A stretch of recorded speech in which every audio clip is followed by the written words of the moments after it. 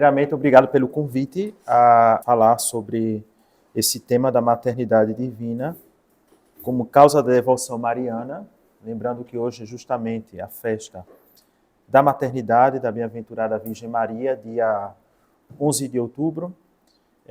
Então, um tema importante e, ao mesmo tempo, é nesse contexto de preparação, não a consagração à Nossa Senhora. Vamos dizer que o objetivo é mostrar que toda a devoção à Santíssima Virgem Maria, ela tem uma raiz e seu fundamento no dogma da maternidade divina, né, que simplesmente declara Maria como mãe de Deus. Primeiramente, a pergunta inicial é saber por que a Igreja honra a bem-aventurada Virgem Maria de modo especial. E lhe dá um culto tão especial que é superior ao de todos os santos e anjos, sendo apenas inferior, obviamente, ao culto prestado a Deus. Então, essa definição entre esses dois tipos de culto que prestamos na Igreja, o primeiro, chamado culto latrêutico, ou culto de latria, culto de adoração, aquele que rendemos unicamente a Deus, a Santíssima Trindade, e a cada uma das três pessoas da Santíssima Trindade, né? Que é um culto de adoração, né? De adorar como se adora a Deus, né? E, em segundo lugar, está aquele culto de honra ou de dulia, no qual nós prestamos a honra devida, não é, àquelas pessoas que são próximas a Deus, né? Só que quando falamos da Santíssima Virgem Maria, nós falamos inclusive de um culto de hiperdulia, né? Algo que é uma dulia maior, né? Então a primeira pergunta, por quê? Qual é a razão desse culto de hiperdulia? Não é? Porque um culto de dulia poderíamos entender, não é a sua proximidade para com Deus, né? Mas por que essa hiperdulia? Então, a resposta óbvia, né, que é inicial aqui nessa aula, não é aquele de que é porque Maria é a mãe de Deus, né? Essa definição que nós, na língua grega, chamamos de Theotokos, né, aquela que é a mãe de Deus, definição essa feita no Concílio de Éfeso no ano de 431. Né? Então, o Concílio de Éfeso faz essa definição e declara Maria como mãe de Deus, né? Sendo esse um dos dogmas marianos, né, que temos na nossa fé, necessário para que a pessoa tenha a fé católica, né? Sem o qual não se considera católica a doutrina. Né? Uma doutrina que diria que ela não era mãe de Deus. Né? Então, primeiramente, essa definição, justamente a razão da instituição pelo Papa Pio XI dessa festa, que é bastante recente, então foi instituída no século passado, essa definição de Maria como mãe de Deus, essa definição da festa de hoje, ela comemora justamente essa definição do Concílio de Éfeso, né? Por isso que celebramos no dia de hoje a festa da maternidade e da bem-aventurada Virgem Maria. Então, o primeiro ponto, a Igreja ela vai declarar, promulgar esse dogma, combatendo uma heresia, vamos dizer, cristológica, né, do herege Nestório, que fundou justamente essa doutrina herética conhecida como nestorianismo. Então, para resumir, essa doutrina pregava e dizia que em Cristo havia duas pessoas. Em outras palavras, dois Cristos, né? Havia um Cristo divino, um Cristo Deus, e um Cristo humano, né, que foi assumido no momento da encarnação. Né? Qual o problema dessa doutrina? Não é que nós estamos falando de dois Cristos. Então a Igreja combate justamente essa heresia, afirmando que em Cristo há uma só pessoa, que é a pessoa do Verbo de Deus, a segunda pessoa da Santíssima Trindade, o Cristo é um só. A única diferença é que ele é Deus desde sempre e eternamente, né, gerado a partir do Pai, né, pelo Pai, desde todos os séculos, mas pela encarnação, no momento da nossa história, ele assumiu uma natureza humana, assumindo essa natureza humana, então ele se faz também homem verdadeiro, né? Essa né, da natureza divina em Cristo, na pessoa de Cristo, né, com essa natureza humana, não causa nenhuma mistura das duas naturezas, elas existindo de maneira perfeitamente harmônica na única pessoa de Cristo. Então, Cristo é um só. Maria, justamente, quando falamos da maternidade, a mãe ela é mãe da pessoa. Né? Assim, a mãe ela não é mãe apenas do corpo, ela não é mãe da alma, ela é mãe da pessoa. Né? Então, no momento da encarnação, então, Jesus assumindo essa natureza no seio da Virgem Maria, ela se torna, nesse momento, mãe desse ser gerado, que é unido hipostaticamente a Deus, né? Então, obviamente, ela é mãe desse ser que é Deus. Né? Se Jesus é Deus, ela é mãe de Jesus, a consequência natural e óbvia é que Maria é a mãe de Deus.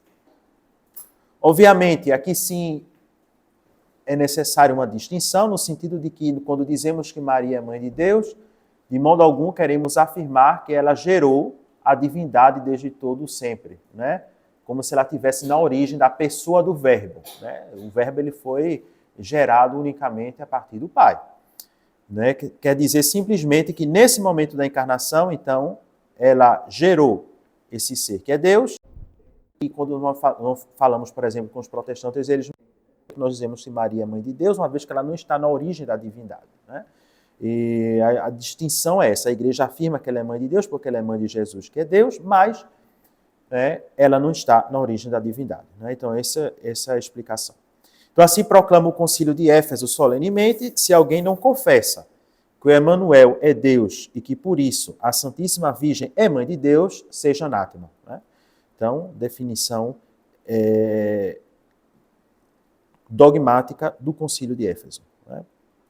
Então, né, esse dogma é o fundamento, né, de toda a Mariologia. Né?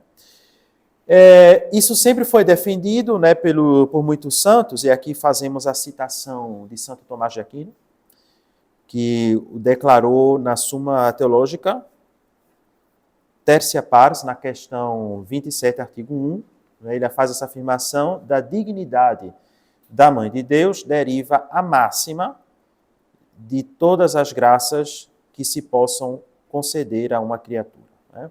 Assim que todos os privilégios que são da Mãe de Deus, são da Virgem Maria, eles são a partir desse privilégio principal, que é o fato dela ser a Mãe de Deus. Né? Esse é vamos dizer, a dignidade principal dela. Então, entendendo isso, quando nós falamos da ordem temporal das coisas, obviamente, o primeiro privilégio que ela recebeu foi a Imaculada Conceição. Não é? É claro que para alguém ser mãe é necessário antes ter nascido. Né? Você precisa ter sido concebida, ter nascido, depois de adulta, né? Então, né, teve um filho, né, se tornou-se mãe, certo? Então, o mesmo aconteceu com Maria. Então, ela foi concebida primeiro com a concepção imaculada. Desde o momento da sua conceição, ela esteve sempre isenta do pecado original, né?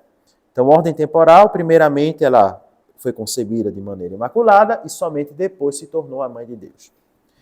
No entanto, quando nós falamos da ordem, vamos dizer, de finalidade ou de dignidade dos fatos, do privilégio de ser a Mãe de Deus é que procede, inclusive, a Imaculada Conceição. Como isso? Então, porque a Imaculada Conceição ela foi um privilégio dado por Deus a Maria, porque ele já havia escolhido, desde sempre, para que ela fosse a mãe do Verbo encarnado. Nesse sentido, nós dizemos que Maria, ela sim foi salva por Nosso Senhor, só que não por um modo de redenção, mas por um modo de preservação. Pode imaginar que esses dois modos de ser salvos, né, por exemplo, né, como uma pessoa que é salva de um acidente. Então, primeiramente, imagina uma pessoa que sofreu um acidente, sofreu já um acidente, ela está aí sofrendo, agonizando, não sei, e de repente você passa por lá. Você vê a pessoa agonizando, você socorre a pessoa, e ela leva para o hospital, enfim, né? A pessoa então consegue sobreviver porque você chegou e prestou um auxílio. Fazer assim, você salvou a pessoa, é verdade, mas salvou de um mal que já tinha cometido. a essa pessoa. Ela já estava acidentada, ela já estava cometendo mal. Agora, vamos supor que a pessoa ela ia sofrer um acidente, aí de repente você chegou, viu e puxou a pessoa, e a pessoa desse modo se salvou de ter sofrido um acidente. Né? Se ela nem sequer sofreu um acidente, ela foi preservada disso, mas porque você fez uma intervenção nesse momento. Né? Então, o modo de salvação de Maria é esse modo de preservação, né? Esse segundo modo aqui. Ela, por ser descendente de Adão e Eva, ela teria aqui, como toda a humanidade, ter sido concebida com o pecado original. Em princípio, era para ser assim. Mas, em vista dessa missão especial que ela tinha recebido, de ser e de gerar em si o Verbo de Deus, então Deus a preservou do pecado original, né? Mas em vista disso, né? Em vista já do fato de ela ter sido destinada a ser a mãe de Deus. Né? Então, desse privilégio de ser a mãe de Deus, decorrem todos os outros privilégios, incluída aí a Imaculada Conceição. Né? Então, esse aí justamente vamos dizer assim, é a doutrina principal. Né? Da maternidade divina procedem justamente todos os outros privilégios de Maria.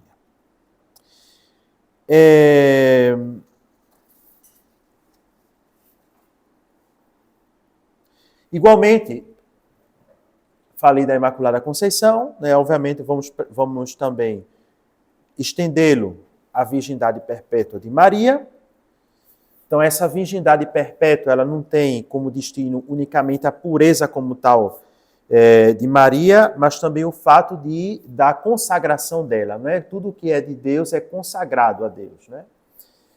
E é justamente aquilo que é usado, né, que é unicamente para Deus. Né? Então, tem esse sentido. Né? Se ela, ao mesmo tempo, se tornou a mãe do Verbo encarnado, então, existe um motivo de conveniência que ela também não seja, ao mesmo tempo, mãe de outros seres humanos que seriam, nesse caso, pecadores. Então, imagina se no caso dela ter concebido filhos de São José, esses filhos seriam concebidos, obviamente, no pecado, nasceriam não isentos do pecado original. Então, no mesmo ventre que foi gerado o Verbo de Deus, né, se gerariam também seres pecadores, o que justamente não convém. Então, a virgindade perpétua de Maria, ela é justamente uma consequência direta do fato dela ser a mãe do Senhor, da mãe de Deus.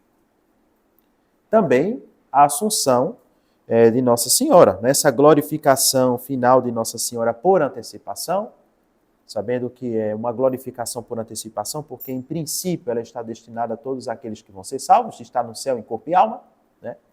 Não apenas a ela, mas ela já foi, né? Não precisa nem esperar o fim dos tempos.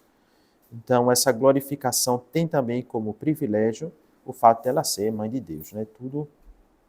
Tudo na verdade vem nesse sentido. É interessante quando nós refletimos sobre esse ponto, primeiramente falando da anunciação do anjo a Nossa Senhora.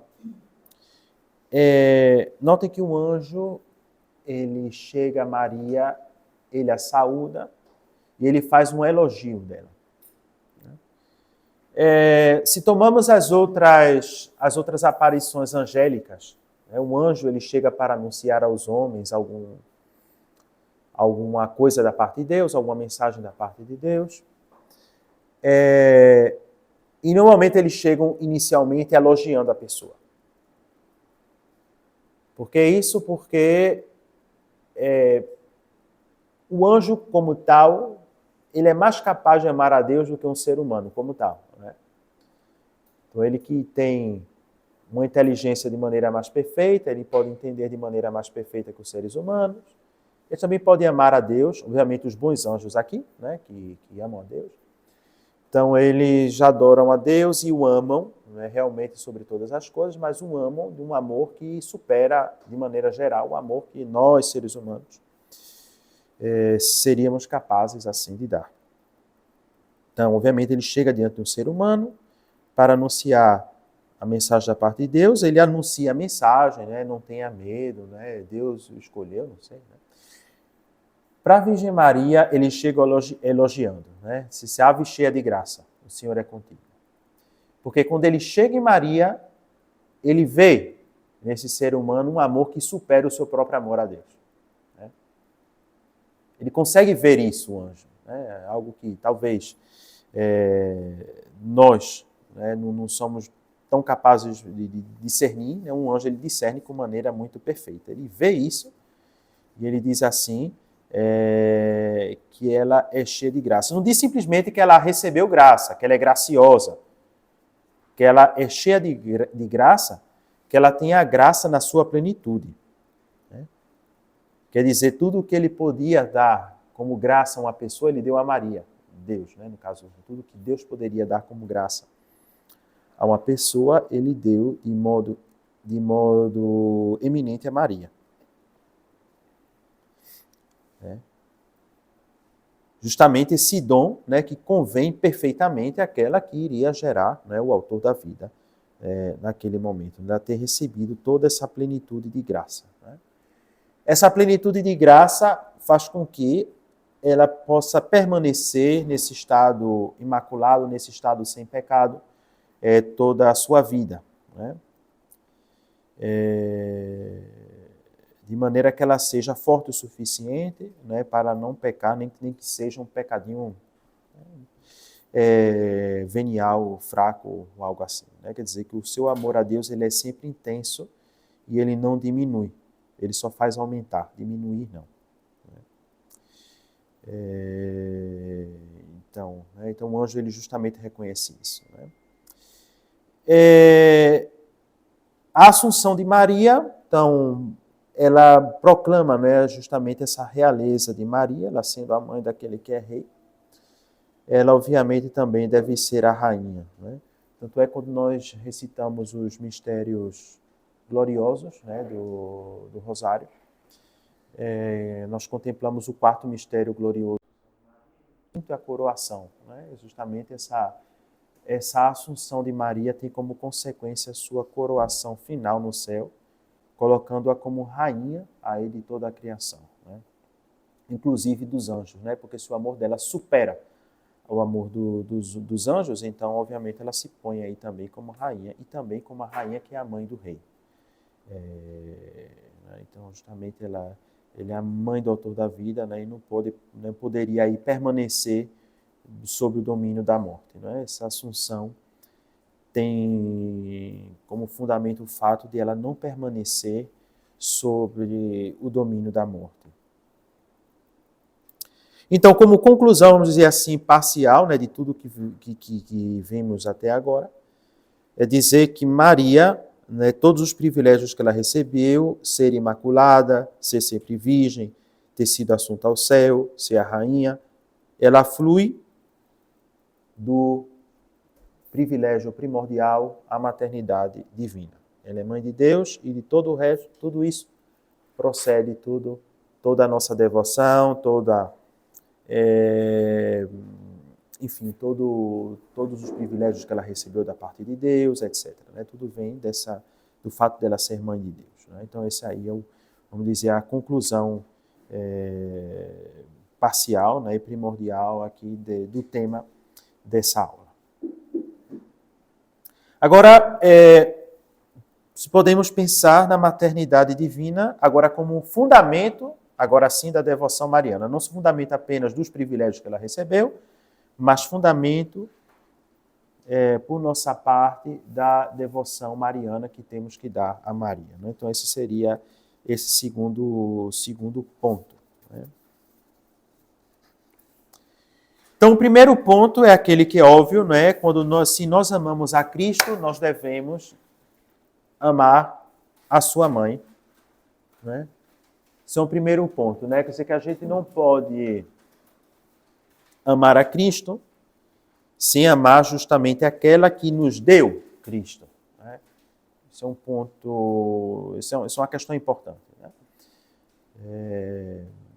É claro, né? Se eu amar Cristo, eu tenho que amar, né, aquela que deu origem a Jesus Cristo, que nos deu Jesus Cristo, então a Maria. Ao mesmo tempo, negar a mãe seria renegar, de certo modo, também ou ferir o próprio filho. Né? Ferir a mãe é ferir o próprio filho, nesse sentido. De maneira geral, nós podemos entender também, quando a pessoa nos faz uma ofensa, uma coisa, quando nos ofende a nossa mãe, é outra coisa, não é verdade? Né? Essa é uma das piores ofensas quando se ofende a nossa própria mãe. Né? Então, uma negação, uma ofensa feita à Santíssima Virgem Maria, ela teria como objetivo o próprio filho, né? Como uma forma de renegar ao Cristo ele mesmo. Né?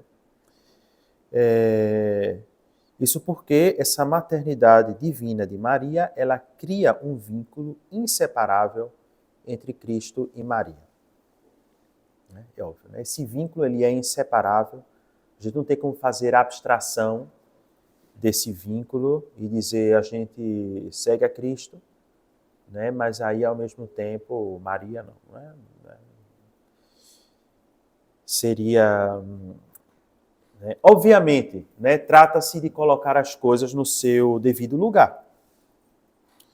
Não quer dizer que se eu adoro a Jesus como Deus, então também tem que adorar a Jesus como se fosse, a Maria, desculpe, como se fosse Deus, né? Não é isso, né?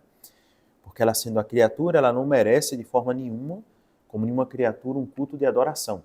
Né? Esse culto de adoração ele é rendido unicamente a Deus, a Santíssima Trindade. Mas essa ligação estreita entre ela e Jesus faz com que, obviamente, se eu amo a Jesus, eu tenho que amar, né? Inclusive dentro da criação, aquilo que é próximo a Ele. Isso poderia, a priori, também estender-se aos santos, né, do céu, aqueles que estão próximos a Jesus.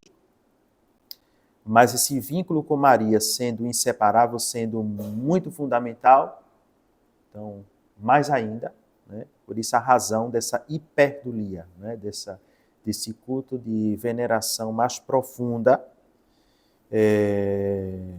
para com ela. Né? Então, essa podemos dizer assim, essa razão, essa primeira razão, como sendo teológica, podíamos falar também de uma própria razão, que ela é afetiva, vamos dizer, que o coração cristão, conhecendo que Maria é mãe de Deus e nossa mãe, ele sente atração natural por ela. Né? Assim que, de um ponto de vista afetivo, natural, nós estamos inclinados a amar a nossa mãe. Né? Exceto se alguma coisa que causa algum problema nesse processo. Mas, de maneira natural, nós estamos inclinados a amar a nossa mãe.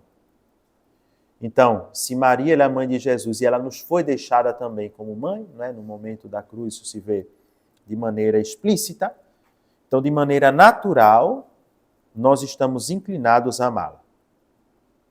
Isso aí é uma frase de Santo Afonso de Ligório, que diz que depois de Jesus Cristo não há amor mais doce que o amor de Maria.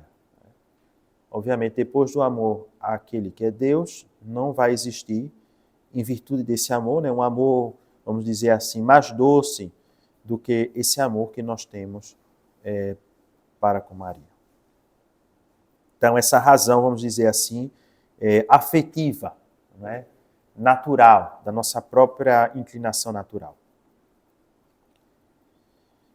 Depois também nós podemos falar de uma razão litúrgica, né? O culto litúrgico da Santa Igreja, ele, desde muito tempo, não é, dá a Maria justamente esse título de Mãe de Deus. Né?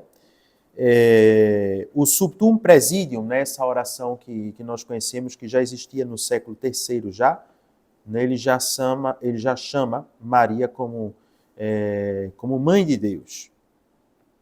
Essa própria oração, então, já desde os primeiros tempos da igreja, Maria já é reconhecida aí como sendo a mãe de Deus. Não é?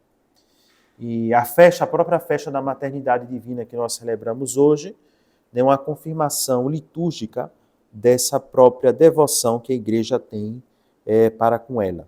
Lembrando que a razão da proclamação dessa festa, ela se deu no ano se deu justamente no ano de 1934, se eu não me engano, justamente pelo fato de nesse dia celebrar-se o concílio de Éfeso, né, que a proclamou Mãe de Deus. Né? Então, a igreja confirma na sua própria prática litúrgica essa devoção a Maria. E não somente na festa da maternidade, mas com tantas festas em honra de Nossa Senhora, ela confirma de modo litúrgico também essa devoção geral a Maria. Inclusive festas, né, de mistérios da nossa fé, como a Anunciação, né, que são festas primárias, né, da igreja, né, que são festas marianas ao mesmo tempo. Né? A Assunção, né, enfim. Outra razão que podíamos chamar assim da nossa vida é que onde floresce a devoção mariana, floresce a fé e floresce a pureza. Né? Então podemos pensar nessa razão mais espiritual, não é, de que a devoção a Maria, ela é fonte de virtudes para a nossa vida. Não é? Dizer que quando nós prestamos esse culto a Maria, quando nós rezamos o texto, quando nós, né, fazemos os diferentes atos de devoção, isso aumenta a nossa fé, isso promove as virtudes, promove a pureza, a fé, enfim, né, toda a nossa piedade cristã em geral. Né? A devoção a Maria, ela então inspira a nossa religião. Porque é óbvio, né, que em princípio geral, né, Maria, ela conduz a Cristo. Né? E o sentido geral da fé cristã é o de ir até Jesus Cristo. Né? Então, tudo aquilo que me conduz a Cristo, ele tem que fazer parte da minha devoção, né? Tem que ser parte da minha religião. Né? Tudo que a gente faz tem esse fim. Eu quero ir até Jesus Cristo. Se Maria ela conduz a Cristo, não é? Em toda a verdadeira piedade mariana, ela é cristocêntrica. E aqui é um ponto que queria parar só um pouquinho, né, de entender por que é que, inclusive, diante do Santíssimo Sacramento exposto, nós podemos aí recitar o rosário. Né? E quantas vezes a récita do rosário não se faz, inclusive de maneira pública, diante do Santíssimo Sacramento exposto. Nós estamos aí diante de Jesus sacramentado e nós estamos dizendo Ave Maria, Ave Maria, Ave Maria, saudando a Santíssima Virgem Maria. Né? Porque, né, essa ligação de Maria com o mistério de Cristo, ela é muito estreita. Né? Dizer que não existe, não é, essa separação assim tão fácil. Né? Dizer que a partir do momento em que eu saúdo Maria, eu estou saudando a Cristo. Né? Essa piedade autêntica mariana, ela é ao mesmo tempo cristocêntrica. Ela é voltada a Jesus Cristo. Né? E é por isso que quando nós recitamos o rosário, nós recitamos os mistérios da nossa salvação, recitando as Ave Marias. Né? Os mistérios primordiais, a ressurreição, né, do nascimento, da paixão e morte e da glorificação de nosso Senhor. Então aí, todos esses momentos está Maria e nós estamos aí recitando as Ave Marias em cada um desses mistérios. Né? A ligação dela com Jesus Cristo é muito importante. Dizer que não existe uma autêntica devoção cristã a Jesus Cristo se não existe, né, uma devoção a Maria. Basicamente, né, podemos entender desse jeito. Né? A gente não pode ser cristão autenticamente, né, seguindo os passos de Jesus Cristo, se nós não somos marianos. Né? Se não temos essa devoção mariana. Quer dizer que as coisas elas vão sempre juntas. Né?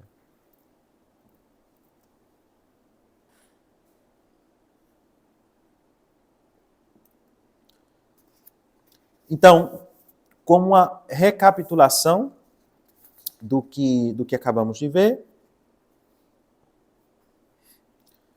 Primeiro ponto, vamos dizer que o fato de Maria ser mãe de Deus, então acabamos de ver, é a pedra angular da devoção cristã. Né? Se devoção cristã sem a devoção mariana é algo que não combina, é algo que não tem cabimento, não tem sentido.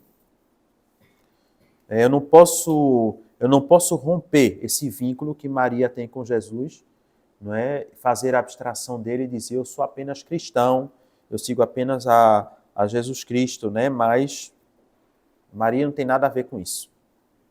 Não tem como. Né? Então, né, ela é justamente a pedra angular de toda a devoção cristã. Não apenas devoção mariana, mas devoção cristã. Então, a igreja exalta a Maria não por um sentimentalismo barato, mas por um reconhecimento teológico justamente do que ela é. Não é por um sentimentalismo barato, não é por uma questão... Não é... Sim, também tem, né? Acabamos de falar isso, né? Dessa razão afetiva. Mas ela não é a única, não é a primordial, nem mesmo a razão principal, ela é um reconhecimento teológico da função dela na nossa salvação. Esse é o, vamos dizer, o ponto. Né? Terceiro, né, que a maternidade divina é o trono sobre o qual repousa toda a sua glória. Né? Então, toda a glória de Maria está aí na maternidade divina, né? É um resumo do que acabamos de ver. Então, como aplicação espiritual, podemos dizer que honrar Maria como mãe de Deus é imitá-la na fé, na humildade e na obediência. Ainda que vem daquele tema de que a devoção mariana ela é raiz, inclusive, de uma verdadeira, de uma autêntica piedade, que alimenta as virtudes, né, etc. Então, quando nós honramos a Maria, isso significa imitá-la na fé, imitá-la na humildade e imitá-la na obediência. E é isso, na verdade, que nós podemos entender aquela passagem, inclusive lemos em muitas missas celebradas em honra da bem-aventurada Virgem Maria, quando, né, uma mulher do meio da multidão declara Nosso Senhor, bem-aventurado o seio que te trouxe e os peitos que te amamentaram. Para ele responder simplesmente, antes, bem-aventurados os que fazem a palavra, que escutam a palavra de Deus e que a põem em prática. Né? Ficamos meio perplexos, né, diante, talvez, assim como os discípulos naquele tempo, né, diante de uma afirmação dessa da boca de Nosso Senhor. Mas é porque uma autêntica devoção a Maria, ela começa por uma imitação das virtudes. Não é uma simples declaração sentimental, mas ela começa por uma própria imitação dessas virtudes. Imitá-la na fé. Dizer que o primeiro exemplo de Maria que temos é o exemplo de fé. Esse exemplo, na verdade, que não podemos ver em Nosso Senhor, porque Nosso Senhor não tinha fé. Ele, tinha a visão beatífica, né? A fé ela existe quando nós não podemos ver. Né? Ela comporta a ausência da visão, ela comporta essa escuridão, esse fato de que eu não consigo enxergar, mas eu dou confiança àquele que pode. Né? É um ato de confiança naquele que pode. Mas aí, quando o Nosso Senhor tem já a visão de tudo, então nele não existe fé. E não existe para nós, nesse caso, um exemplo de fé. Né? Ele já é Deus, já é aquele que sabe tudo. Né? Nós devemos fé naquilo que ele diz, obviamente, porque se ele vê tudo... Né? Mas em Maria é diferente, porque Maria não via tudo. Maria não tinha já, desde sempre, essa visão beatífica. Ela não tinha essa inteligência infinita de Deus. Inclusive, né, quando a gente vê isso em vários momentos, quando o anjo anuncia, ela fica perturbada, sem entender o significado daquela salvação. Porque justamente ela não entendia assim, com essa inteligência infinita de Deus. Ela não era Deus. Mas sim, em todos os momentos, né, nós vemos uma resposta de fé da parte dela. Né? Apesar de não entender, dizer fiat. Jesus se perde no templo, quando ela vai, ela de certo modo repreende, né, porque fizeste isso conosco, com a resposta de Jesus, não sabias que tinha que me ocupar das coisas do meu Pai? Ela não entendeu, né? Mas guardava no seu coração. Né? Isso é interessante. Né? Ela não entendia, mas guardava no coração. Uma resposta de fé. Então, nós temos aí um exemplo claro de imitar na fé. Outro ponto também, talvez para falar da fé de Maria, não é? É que nós não lemos no Evangelho, em nenhum momento, que na hora que anunciou que Jesus ressuscitou, ela foi ver Jesus no sepulcro. Né? Quando as mulheres chegam, que anunciam o Senhor ressuscitou, inclusive o próprio apóstolo São João, que esteve aos pés da cruz, foi-se embora, junto com São Pedro, ao sepulcro para ver. Né? Procurando entre os mortos aquele que vivia. Né? Porque ainda faltava algo na fé deles, né? Ainda fraquejavam na fé. Maria não fez isso. Ela não saiu para procurar entre os mortos aquele que vivia, ela já tinha fé, ela já acreditava. Né? Então, na própria ressurreição do Senhor, ela é esse exemplo de fé, que ela nem precisa ver, né? Ela já acreditava. Né? Obviamente na humildade, e essa humildade ela é festejada, né? no canto que ela canta diante de Santa Isabel, né? Do Magnificat, no qual ela diz, né, porque ele olhou a humildade de sua serva. Quer dizer, o Senhor finalmente, o que ele viu nela foi a humildade. Né? Foi o que ele viu. Ele não viu grandeza, ele viu a humildade. Ele viu a pequenez. E foi isso que ele amou nela. Né? Um exemplo de humildade perfeitamente, apesar de tantos dons, de tanta graça que recebeu, ela se põe simplesmente como uma serva que está aí para fazer a vontade de Deus. É assim simples de entender. Ela se põe unicamente como serva. Obviamente, o exemplo também de obediência. Né? Apesar de não entender, apesar de toda a dificuldade, ela ainda assim diz sim. Né? Eis aqui a serva do Senhor, faça-se em mim segundo a tua palavra. Né? Então, finalmente, mesmo sem compreender, mesmo ainda assim, ela obedece. Então, a verdadeira e autêntica devoção a Maria passa, sobretudo, pela imitação das suas virtudes, né? Essa imitação que consiste em fazer e em cumprir a palavra de Deus, né? Em cumprir a vontade de Deus na nossa vida. Sem isso, vamos estar como aquela mulher que grita a Nosso Senhor, bem-aventurado o seio que te trouxe os peitos que te amamentaram. Né? Podemos ter um afeto humano a Maria, não é? A devoção mariana, não sei, aos cantos, às procissões, podemos ter um afeto sobre isso, mas se não imitamos as virtudes, essa devoção ela não chega a ser autêntica. Né? Igualmente, quando Maria está aos pés da cruz, junto com São João, Nosso Senhor a deu como mãe e ele a acolheu em sua casa. Normalmente nós traduzimos a expressão de que ele a acolheu na sua casa. Muitos dos exegetas, quando vem o original grego, diz que é algo mais profundo de que ele a recebeu na sua vida, não é? A recebeu na vida dele. É algo mais profundo que simplesmente receber na casa, acolher na casa de uma pessoa que talvez necessitasse. Né? Quer dizer que São João nos representava naquele momento, né? E ele nos a deu como mãe. Né? Ele deu Maria como mãe. Assim que nós também temos que fazer como São João, como acolhê-la na nossa vida. Né? Assumi-la na nossa vida. Né? Ser autenticamente devoto de Maria no nosso dia a dia, né? Nas nossas ações, né? Na nossa meditação, na nossa piedade, né? Ter Maria aí presente. Né? Trata-se disso, no final. Né? E tudo isso porque quem acolhe Maria, acolhe o próprio Cristo, porque é o caminho mais seguro que nos conduz a Jesus Cristo. Tudo isso, obviamente, aí é necessário distinguir que não é em razão de uma justiça estrita. O único que nos conquistou a nossa salvação, estritamente falando, foi nosso Senhor, né? Através do seu sacrifício na cruz. Ele nos conquista pela cruz uma dignidade, quer dizer, ele conquista a justo título, em razão de uma justiça, a nossa salvação eterna. É algo que é justo. Né? Assim como eu conquistasse alguma coisa para você comprando. Eu comprei uma coisa e dei de presente. Pronto. Né? Ela pertence a justo título. Né? Foi comprada.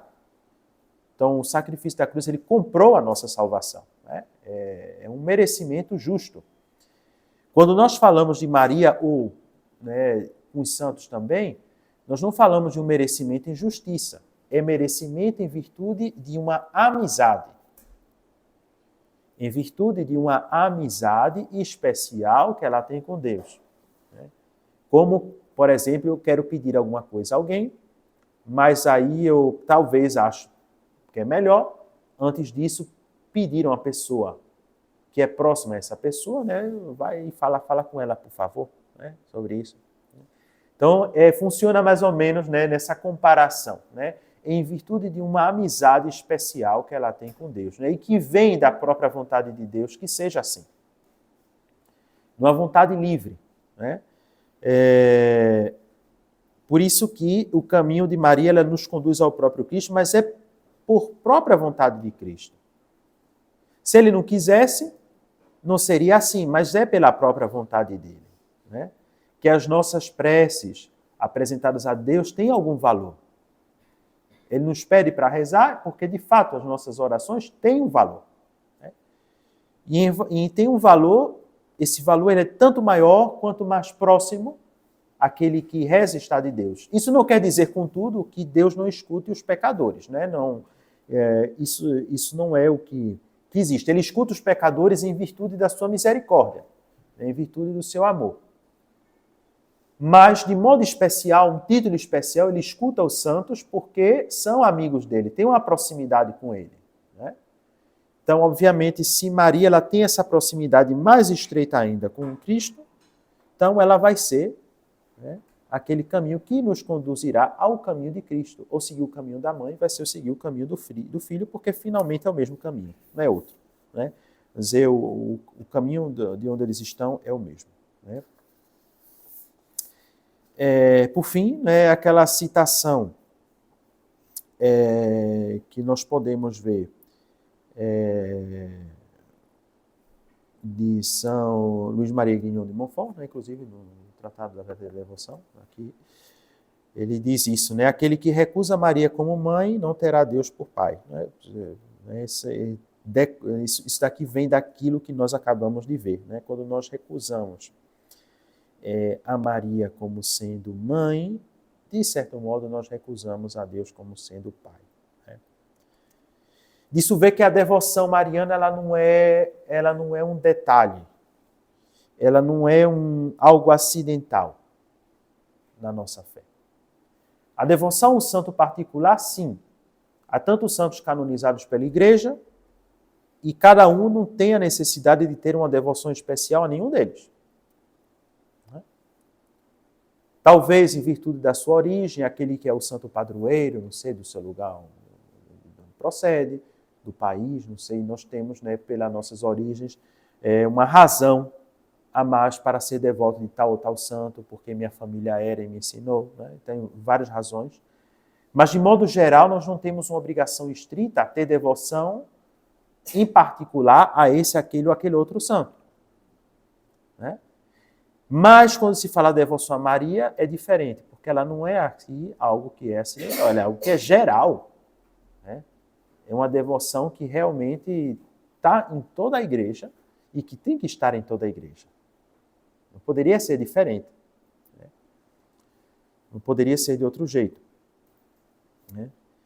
Então, como sugestão de materiais que possam servir para aprofundar esses temas, né? Obviamente temos o tratado A Verdadeira Devoção, né, de São Luís Maria Grignon de Montfort, né? E sobretudo se alguém vai fazer uma uma consagração no segundo método dele, seria importante fazer uma leitura, né, dele como preparação. Também o livro Glórias de Maria de Santo Afonso de Ligório, também ele tem trata bastante desse tema. E também o próprio Santo Tomás de Aquino, aqui, como eu comentei, na Tertia Pars, nas questões de 27 a 30, ele vai tratar dessas questões de Nossa Senhora, né? São Tomás de Aquino, que é o doutor comum, né? Sendo doutor comum, ele vai falar comumente, né, dos assuntos essenciais e centrais da nossa fé, né? Os momentos principais, vamos dizer assim, que nas Escrituras, que também podemos meditar, né? A cena da Anunciação, né? No Evangelho segundo São Lucas, temos, né, vários momentos em que Maria está presente na infância de Jesus, né, na vida oculta de Jesus, né, na Anunciação, na visitação, assim, né, a perda e encontro no templo, né, né, meditar esses pontos nas Escrituras também é importante e também interessante na nossa meditação cotidiana. Né, o próprio evento das bodas de Caná, que vemos aqui sim no Evangelho segundo São João, né, pela intercessão dela, o primeiro milagre de Nosso Senhor, né, esse é um ponto interessante. O primeiro milagre do Senhor, ele vem através da intercessão de Maria, né? E também no próprio Evangelho segundo São João é o que comenta o fato de Maria ter estado aos pés da cruz, né? Os outros evangelistas não comentam isso. Ele é aquele que comenta, né? Então, todas essas passagens das Escrituras, dos Evangelhos que falam de Maria, não é apenas um texto bonito para ser lido, né, nas missas em honra a Nossa Senhora, mas sobretudo pontos para a nossa própria devoção. Então, antes de que pudesse fazer alguma conclusão mais geral, se alguém tem alguma questão, alguma pergunta, algo para ser tratado. Esse livro que está em cima é para preparação, é isso? Ele é o Tratado da Verdadeira Devoção à Santíssima Virgem, que diz, né? Então, ele é um livro, né, que São Luís Maria Grignon de Montfort, né, faz uma exposição muito boa, né, sobre a devoção a Maria. Então, se a preparação ela se faz, né, pelo método dele, eu acho que é muito interessante, né, fazer a leitura desse livro, né, para entender melhor e né, aprofundar melhor essa questão da devoção mariana, né, diante de assumir esse compromisso de ser consagrado à Virgem Santíssima, e entender um pouco melhor, né, essa questão, certo? O senhor, padre, falou sobre o presídio, né? Foi do século III, III. Sim. É o registro mais antigo de devoção à Virgem Maria? Eu não diria que é o registro mais antigo, mas é um dos registros mais antigos que tem, né? O que nós temos, isso não quer dizer que antes não havia, né? Mas que chega ao nosso conhecimento de maneira, vamos dizer assim, documentada, vamos dizer, é um dos mais antigos, né? Eu sempre dizer assim, um dos mais antigos, o Subtum Presídio, né? Não chegaria a afirmar que é o mais antigo, porque, né, de vez pode ser que encontre um que seja mais antigo, mas não. Ele é um dos mais antigos. O livro de São Tomás de Aquino que você citou, que o senhor citou, é ação teológica ou Sim. como é? Sim. Específico, se quiser que eu dê a citação de novo, é a Tertia Pars, porque, bom, São Tomás de Aquino ele trata toda a teologia, né? Mas onde ele trata essa questão que vai da Mariologia é na Tertia Pars, nas questões de 27 a 30. Porque a Suma Teológica está dividida na primeira parte, que nós chamamos em latim prima parte, é a primeira parte, depois você tem a primeira parte da segunda, a segunda parte da segunda, e depois você tem a terceira parte, né? Vamos dizer, são 4 sessões, né? A parte 2 é dividida em 2 partes e a terceira parte, né, a última. E por fim tem um suplementozinho, que ele não concluiu porque faleceu antes. Mas a terceira parte, nas questões 27 a 30, ele trata dessas questões, né, que envolvem Maria, né, que envolvem a devoção mariana. Em razão disso, né, temos que entender, então, mais uma vez, que quando falamos da devoção a Maria, então, primeiramente, ela procede, né, e entendemos aqui o motivo da maternidade divina, e que ela não é uma devoção que é acessória à nossa fé, mas ela é essencial, né? Por isso que as festas de Nossa Senhora, e muitas delas fazem parte, não apenas de um calendário santoral, mas ela faz parte, né, dos próprios mistérios centrais da nossa fé, né? E se temos, né, essas duas verdades na nossa mente, isso aí é o fundamento da nossa devoção mariana, né?